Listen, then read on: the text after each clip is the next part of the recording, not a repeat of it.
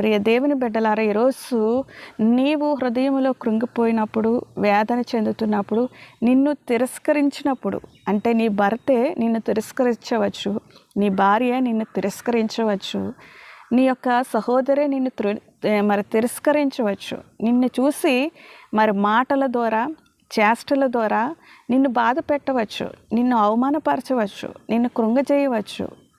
అలాంటప్పుడు మీరు ధైర్యంగా ఉండండి. ఎందుకంటే దేవుడికి అందరూ ఒకటే, మతానికి సంబంధం లేదు. నువ్వు హిందూ అయినా, క్రిస్టియన్ అయినా, ముస్లిం అయినా, ఎవరైనా సరే దేవుడు హృదయాన్ని చూసేవాడు. యేసుక్రీస్తు అందరికీ ప్రభువే. ఈ విషయాన్ని మీరు మర్చిపోవద్దు. మీరు ఈ యొక్క మాటలు వింటున్నట్లయితే, మీరు ఏ యొక్క సందర్భంలో ఈ యొక్క మాటలు వింటున్నట్లయితే, మీ హృదయం గాయపరచబడిందా, మీ హృదయం పగిలిపోయిందా, మీరు కన్నీరు కార్చలేక వేదన చెందుతూ